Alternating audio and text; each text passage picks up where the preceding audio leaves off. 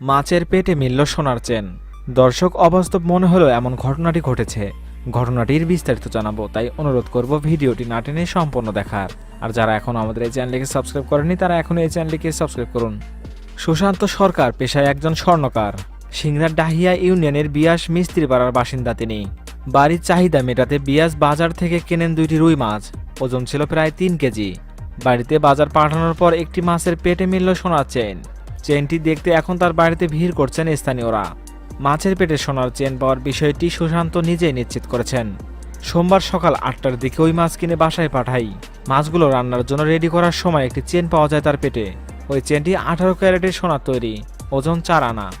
সুশান্তর স্ত্রী চন্দ্রা রানী বলেন, মাছ দুটি বাসায় পৌঁছার পর ছেলের বউ 11টার দিকে আঁচ তুলে পিস করে। পরে পরিত্যক্ত অংশ ফেলতে গিয়ে মাছের নারীর সঙ্গে চেন জড়িয়ে থাকতে দেখে। স্থানীয় অধিবাসী সৈয়দ জুলহাস কায়েম বলেন, বইয়ে পড়া গল্প যেন বাস্তবে ধরা পড়েছে। ঘটনাটি আমাদের এলাকায় ব্যাপক আলোড়ন সৃষ্টি করেছে। দর্শক, এই বিষয়টি আপনারা কি হিসেবে নেবেন? মাছ এই সোনার চেন কিভাবে পেল?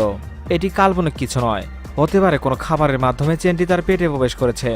দর্শক, এই বিষয়ে আপনাদের খোলামেলা মতামত শুনতে চাই। এখনকার মতো এখানে শেষ। পরবর্তী আপডেট নিউজ পেতে চ্যানেলটিকে সাবস্ক্রাইব করে আমাদের পাশেই থাকুন। ধন্যবাদ।